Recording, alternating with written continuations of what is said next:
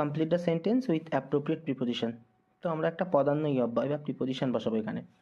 The bread is made dash floor. পাউরুটি তৈরি হয় কি দিয়ে? ময়দা আছে, যেহেতু ফ্লোর আটা ময়দা। তো আমরা সবসময় আমাদের আগে কি মনে আসে? মেড, মেডের মানে অফ হবেই, তাই তো? এটা মাথায় আসে আমাদের, মেডের পরে যেহেতু অফ বসে। কিন্তু এরকম না, এখানে একটা নিয়ম আছে।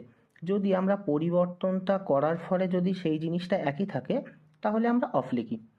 কিন্তু যদি সেই মূল পরিবর্তনটা হয়, মানে আমরা ধরো একটা আমি উদাহরণ বলি, the table is made of wood. যখন আমরা টেবিল তৈরি করলাম, টেবিলটা কি দিয়ে তৈরি করলাম? উড। উড মানে কাঠ। টেবিলটা যখন তৈরি করলাম সেটাও উডে থাকলো, তাই তো? কোনো পরিবর্তন হলো না। The nosepin is made of gold. নোজপিনটা গোল্ডের তৈরি, তো নোজপিনটাও সোনারই আছে এবং এটা গোল্ড থেকে আছে। তো যখন আমরা কোনো কিছু থেকে যখন কোনো কিছু তৈরি করি, তখন সেটাতে যদি একই থাকে তৈরি করা জিনিসটা, তখন তারপরে আমরা মেডের পরে অফ লিখি।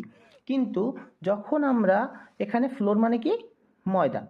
তো ময়দা থেকে যখন আমি ব্রেড করলাম, ব্রেডের ফর্ম আর ফ্লোরটা কি এক থাকলো না, তখন সেই ক্ষেত্রে আমরা ব্যবহার করি ফ্রম।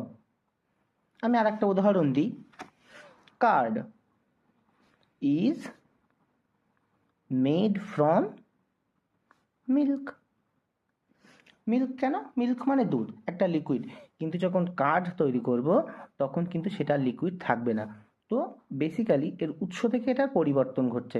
যখন এই পরিবর্তনটা ঘটবে তখন আমরা মেডের পরে ফ্রম লিখব, এবং যখন কোনো পরিবর্তন ঘটবে না, জিনিসটা একই ম্যাটেরিয়ালের থাকবে, তখন সেখানে আমরা অফ বসাবো।